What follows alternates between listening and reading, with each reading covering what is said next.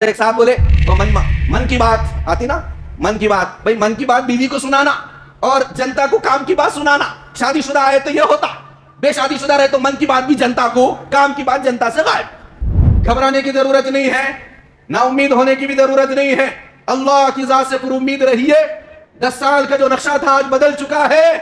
پارٹیاں جا کر جڑ رہے ہیں، اس سے بھی مایوس ہونے کی ضرورت نہیں ہے. ان کے بڑے بڑے مطالبات ہیں، بڑے بڑے مطالبات. اقتدار پر آنا ہے، اس کو ماننا پڑے گا. اور ان مطالبات کے اندر یہ ہے کہ دستور ہند قائم رہے گا، NRC، یہ تمام چیزوں کو ختم کیا جائے، اقلیت کی فکر کیا جائے. یہاں کا ہر شہری ہے، اس کو اس کا حق دیا جائے. اس لیے مایوس ہونے کی ضرورت نہیں ہے. میں گفتگو اشارے میں کر رہا ہوں اور سب کچھ آپ تو ہمارے سے زیادہ جانتے ہیں. اور آپ سینہ ٹھوک کر یہ بات تو کہہ سکتے ہیں کہ وہ غرور، عہدے کا غرور، 10 سال اقتدار کا غرور کم ہوا ہے. اس کے اندر لچک پیدا ہوئی ہے. جو نشہ تھا اور جو غرور میں مبتلا تھے، ان کا غرور کچھ ٹوٹا ہے.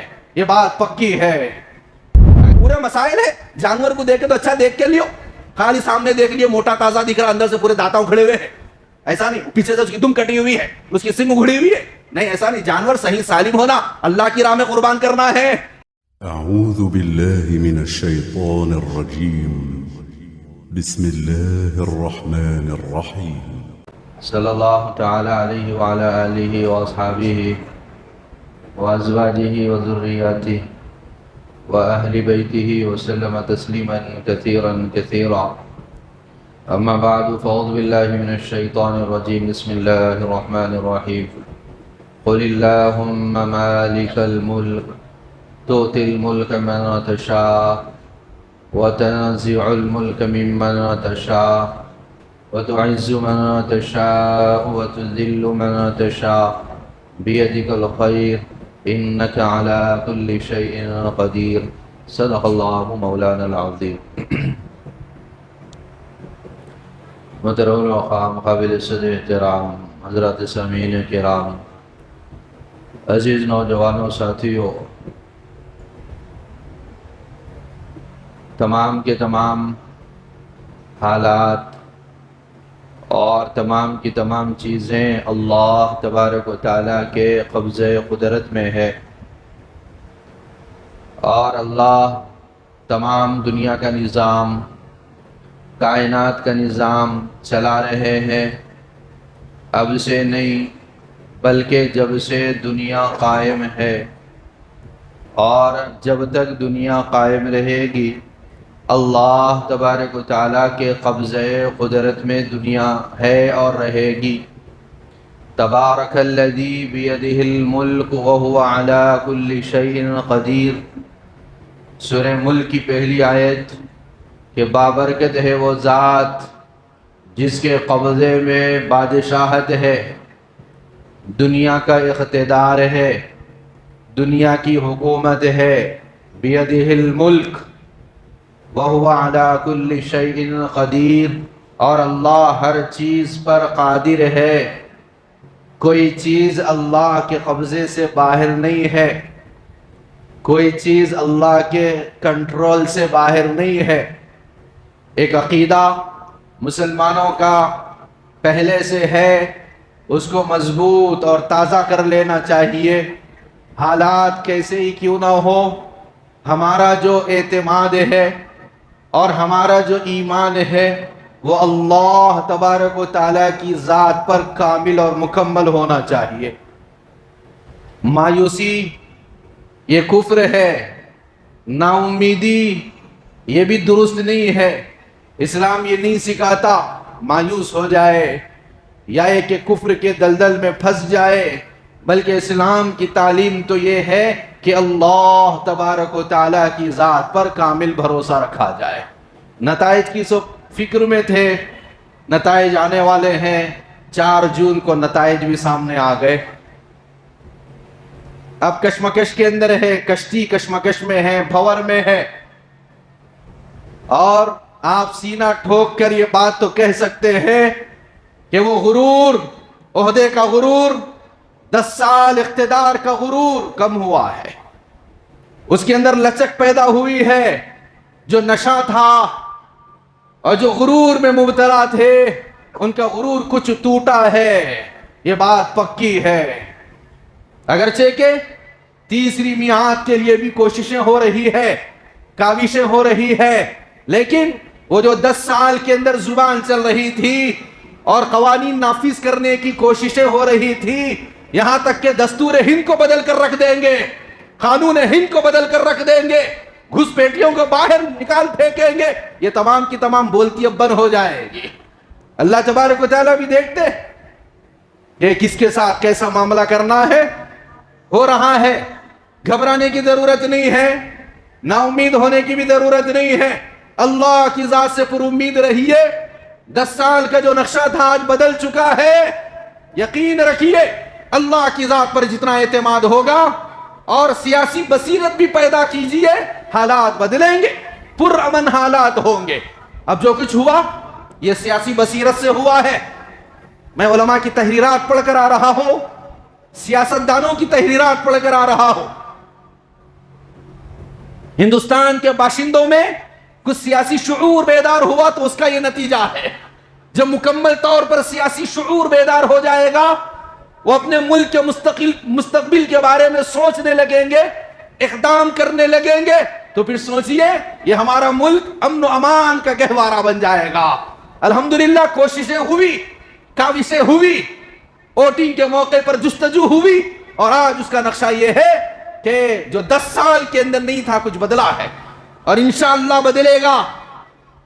جو لوگ جو پارٹیاں جا کر جڑ رہے ہیں اس سے بھی مایوس ہونے کی ضرورت نہیں ہے، ان کے بڑے بڑے مطالبات ہیں، بڑے بڑے مطالبات۔ اقتدار پر آنا ہے اس کو ماننا پڑے گا، اور ان مطالبات کے اندر یہ ہے کہ دستور ہند قائم رہے گا، NRC، یہ تمام چیزوں کو ختم کیا جائے، اقلیت کی فکر کیا جائے، یہاں کا ہر شہری ہے، اس کو اس کا حق دیا جائے۔ اس لیے مایوس ہونے کی ضرورت نہیں ہے۔ میں گفتگو اشارے میں کر رہا ہوں، اور سب کچھ آپ تو ہمارے سے زیادہ جانتے ہیں، اخبارات آپ کے سامنے ہیں، نیوز آپ کے سامنے ہے، اور 4 جون سے نگاہیں آپ کی پورے ہندوستان کے ملک کے اوپر ہے، ہندوستان کے اوپر لگی ہوئی ہے۔ اس واسطے ان حالات کے اندر بار بار میرا ذہن جس آیت کی طرف جا رہا تھا اس آیت کی میں نے تلاوت کی ہے۔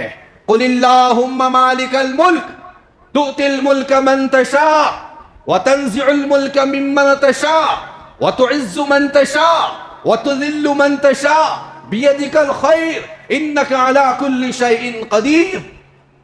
آپ کو معلوم ہے یہ آیت کب نازل ہوئی، کب اتری یہ آیت، کب اللہ تبارک و تعالیٰ نے محبت وحی حضور اکرم صلی اللہ علیہ وسلم پر یہ آیت اتاری ہے؟ اس موقع پر اتاری جب مسلمان قسم پرسی کے عالم میں تھے۔ یہ آیت اس وقت اتری جب مسلمان اپنے پیٹ کو پتھر باندھے ہوئے تھے۔ یہ آیت اس وقت نازل ہوئی جب مسلمانوں کو فقر و فاقے نے گھیر لیا تھا۔ یہ آیت اس وقت اتری جب مدینے کے اندر ایک خوف و ہراس کا ماحول تھا۔ یہ آیت اس وقت اتری تمام دشمن جماعتیں، تمام باطل جماعتیں ایک ہو گئی تھی، مسلمانوں کے خلاف متحد ہو گئی تھی۔ اس موقع پر اللہ تبارک و تعالیٰ نے یہ آیت اتاری ہے۔ غزوہ احزاب کا معاملہ تھا، غزوہ خندق جسے غزوہ احزاب بھی کہا جاتا ہے۔ غزوہ خندق کے اندر مسلمان بہت پریشان تھے۔ حضرت سلمان فارسی رضی اللہ عنہ کی رائے پر حضور اکرم صلی اللہ علیہ وسلم نے ایک خندق کھودنے کا حکم دیا تھا مدینے کے اطراف سے۔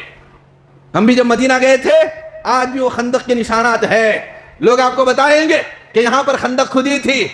ہجرت کے 5ویں سال آج بھی اس کے نشانات موجود ہیں۔ خندق کھود رہے تھے، اور آپ صلی اللہ علیہ وسلم نے صحابہ کو متعین کر دیا تھا یہ 10 صحابہ یہاں کھودیں گے، یہاں 10 اور خود آپ صلی اللہ علیہ وسلم بھی خندق کھودنے میں لگے ہوئے تھے۔ اچانک کچھ صحابہ کی جماعت آئی، آنے کے بعد کہ اللہ کے نبی صلی اللہ علیہ وسلم معاملہ پیچیدہ ہو گیا، آپ نے جو نشان بتلایا تھا کہ اس طرح خندق کھودی جائے، درمیان میں ایک چٹان آ گئی ہے، اجازت دیجئے اس کو ہم تھوڑا سا خندق کو آگے کر لیتے ہیں یا پیچھے کر لیتے ہیں۔ آپ صلی اللہ علیہ وسلم نے بتایا نہیں، جو لکیر ہم نے کھینچ دی تھی، جہاں پر کھودنے کے لیے کہا گیا تھا خندق وہیں کھدے گی، बताओ मामला क्या है। तो साहबा ने बताया कि एक बड़ी चट्टान है, वहां पर किसी से हल नहीं रही है। तो आप सल्लल्लाहु अलैहि वसल्लम अपना फावड़ा और अपनी कुदाल लेकर निकले और कहा कि कहां है बताओ। और फिर आप सल्लल्लाहु अलैहि वसल्लम वहां पर गए, उस चट्टान के पास गए और खंदक के करीब गए। उसके बाद अपना फावड़ा लेकर एक मर्तबा दबाकर जरब मारी। आप सल्लल्लाहु अलैहि वसल्लम ने नारे तकबीर बुलंद की, उसके अंदर शिगाफ आ गया और उसके अंदर दरार पैदा हो गई, फटन आ गई। फिर नारे तकबीर आपने बुलंद किया, अल्लाहु अकबर। साहबा ने सुना तो उन्होंने भी नारे तकबीर बुलंद किया, अल्लाहु अकबर। फिर आप सल्लल्लाहु अलैहि वसल्लम ने फरमाया मुल्क शाम फतह होगा। सुन लीजिए, दिल के कानों से सुन लीजिए। उसके बाद फिर दूसरी मर्तबा आप सल्लल्लाहु अलैहि वसल्लम ने कुदाल मारी, फिर नारे तकबीर बुलंद किया, साहबा ने भी नारे तकबीर बुलंद किया। फिर कहा कि ईरान फतह होगा। तीसरी मर्तबा यही हुआ, कहा कि यमन फतह होगा। मुल्क शाम, मुल्क ईरान और मुल्क यमन उस जमाने की सुपर पावर ताकतें थी। आप सल्लल्लाहु अलैहि वसल्लम पेशन गोई फरमा रहे हैं। पूरे मदीने के अंदर खौफ का माहौल है, हिरास का माहौल है। पूरे मदीने के अंदर एक बेचैनी बेकरारी है और पूरी कुफ्र की जमातें मुसलमानों को खत्म करने के लिए मदीने की तरफ रुख कर रही है।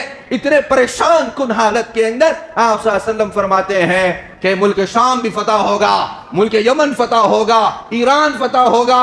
ये आयत जब उतरी, कुलिल्लाहुम्मा मालिकल मुल्क। हालात आज खराब है, आप खंदक खोद रहे हो, पेट पर पत्थर बंधे हुए हैं और खाने के लाले पड़े हुए हैं, लेकिन ये पैगाम है कुलिल्लाहुम्मा मालिकल मुल्क। कह दीजिए कि मुल्क का बादशाह वो अल्लाह है। मालिकल मुल्क तुतिल मुल्क मन तशा, जिसे चाहते हैं अल्लाह इख्तिदार के ऊपर बिठाते हैं। व तंज़िउल मुल्क मिम्मन तशा, और जिसे चाहते इख्तिदार से हटा देते हैं। और आप मौजूदा दौर के हिसाब से कहिए, जिसे चाहते हैं इख्तिदार पर बिठाकर भी बेकरार रख देते हैं, बेचैनी में है। अगर इख्तिदार पर आ जाए, एक बेचैनी बेकरारी है, कांटों का ताज है। आज मैं मुंसिफ अखबार पढ़ रहा था, अब इख्तिदार की जो कुर्सी है वो फूलों की सीज नहीं होती बल्कि कांटों की सीज है, और सर पर जो ताज रखा जाएगा कांटों का ताज रखा जाएगा। इस वास्ते की अपोजिशन बड़ा मजबूत है, मनमानी नहीं हो सकती। और एक साहब बोले वो मन की बात आती ना, मन की बात, भाई मन की बात बीवी को सुनाना और जनता को काम की बात सुनाना। शादीशुदा है तो ये होता, बेशादीशुदा रहे तो मन की बात भी जनता को, काम की बात जनता से गायब। मन की बात बीवी को सुनाना, काम की बात जनता को सुनाना। तो अब जो है अल्लाह ताला ने इस तरह कशमकश के अंदर रख दिया। सो अल्लाह की हुकूमत है, अल्लाह जो चाहे करते हैं। तुतिल मुल्क मन तशा व तंज़िउल मुल्क मिम्मन तशा, इख्तिदार पर रखते हुए भी परेशान कर देते। इस वास्ते अल्लाह की जात पर भरोसा होना चाहिए, नाउम्मीदी किसी हाल में नहीं आना चाहिए। यह सियासी बसीरत और कोशिशों का नतीजा है कि आज फिरका परस्त ताकतें बुखलाहट का शिकार है। अगर इसी तरीके से हम सियासी बसीरत हासिल करेंगे, तालीमी मैदान में आगे बढ़ेंगे, अल्लाह से ताल्लुक मजबूत करेंगे और मईशत को मजबूत करेंगे, इंशाअल्लाह फिर हिंदुस्तान के हालात पुरअमन बनते चले जाएंगे। व तंज़िउल मुल्क मिम्मन तशा व तुइज़्ज़ु मन तशा व तुज़िल्लु मन तशा। किसी के हाथ में नहीं है इख्तिदार, इज्जतें किसी के हाथ में नहीं है। फलां इज्जत देंगे, फलां जिल्लत देंगे, अल्लाह के हाथ में है इज्जतें, अल्लाह के हाथ में है पसपाइयां, नाकामियां, तो सब अल्लाह के कब्जे कुदरत में है। इस वास्ते किसी हाल एक ईमान वाले को मायूस नहीं होना चाहिए। तिलकल अय्यामु नुदाविलुहा बैनन नास, ये लोगों के दरमियान अल्लाह हालात को उलटते पलटते रहते। वो ग़ज़वा खंदक, वो ग़ज़वा अहज़ाब जहां पर फक्र फाका था, फिर एक वो मौका आया, मुल्क शाम फतह हुआ, ईरान फतह हुआ, यमन फतह हुआ। ख्वाब ख्याल में नहीं सोच सकते थे, लेकिन ये अल्लाह की तरफ से बताई हुई बात और अल्लाह के ऊपर तवक्कुल और अल्लाह के ऊपर भरोसे का नतीजा था कि अल्लाह तबारक व तआला ने वो मनाजिर दिखाए हैं। इस वास्ते ईमान वाले को हर हाल में पुरअमन रहना चाहिए, अल्लाह की जात से पुरउम्मीद रहना चाहिए। आखिरी बात यह है कि ज़िलहज का चांद नजर आने वाला है, आज नजर आएगा یا کل نظر آئے گا. جو قربانی کرنے والے ہیں بال اور ناخن نہ کاٹے, اور جو قربانی کرنے والے ہیں اچھے سے جانور کو دیکھیے, اچھے سے جانور کو خریدیے. مارکیٹ کے اندر ایسے جانور بھی جو قربانی کے لائق نہیں ہیں, ویسے جانور بھی آ گئے. اور آج تو قربانی کا جو معاملہ ہے پورا کمرشل اور بزنس کا ہو گیا سامان, پورے بزنس کے اندر لگے ہوئے. قربانی اتنی عظیم عبادت ہے, تو معاملہ ایسا ہے, ایک جانور ہے 2 سال سے کم ہے, بیل ہے, گائے ہے, اس کو بھی بیچ دے رہے, وہ بیلوں کو بھی بیچ دے رہے. 2 سال سے کم کی قربانی نہیں ہوتی.